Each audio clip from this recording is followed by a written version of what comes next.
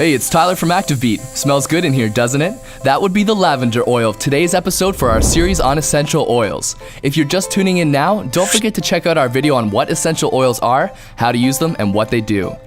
So let's launch into lavender. First off, what is it and where does it come from? The plant lavender is in the mint family and found across the world. It's actually known formally as lavandula. Largely cultivated in temperate climates for garden and landscape purposes, lavender has narrow leaves with flowers that are commonly bluish purple.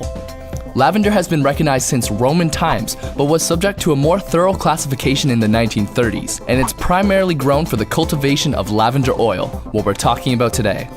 You'll find lots of people claiming that lavender oil can do it all, including helping you sleep, calming your nerves, treating eczema, acne, and other skin issues, repelling nasty bugs, pain relief, helping with urinary disorders, respiratory disorders, blood circulation, and hair care.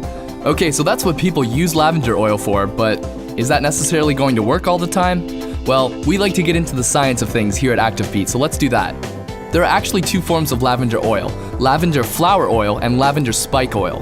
The primary components of both in lavender oil are linalool, which is a naturally occurring terpene alcohol chemical found in many flowers and spice plants. That makes up about 51% of lavender oil. Linaloyl acetate is a naturally occurring phytochemical you'll find in flowers and plants as well, and that makes up about 35% of lavender oil. So does lavender do all the things it's often purported to do? Well, when it comes under the microscope, it's often been identified as a possible antiseptic and pain reliever, especially for things like burns or insect bites. And of course, the scent itself has indicated that it may help with relaxation and reduction of anxiety. The chemical components of lavender have even been refined into an approved anxiolytic in some places in the world, basically a low-dose anti-anxiety medication. So what about all those other uses of lavender I mentioned earlier? Well, there hasn't been enough scientific research to conclusively show that lavender oil works for, say, urinary disorders or hair care. There just hasn't been enough research. So now that we got the science stuff out of the way, let's talk about how lavender oil is used. First off, we gotta get disclaimers out of the way.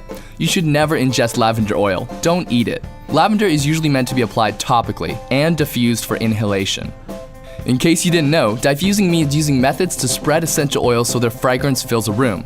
This is usually accomplished with our diffuser. As for the topical application of lavender, a drop of lavender oil in a bee sting might stop itching or reduce swelling from an insect bite. For those that suffer from eczema, mixing several drops of lavender oil with a vegetable mixing oil can be applied to the skin.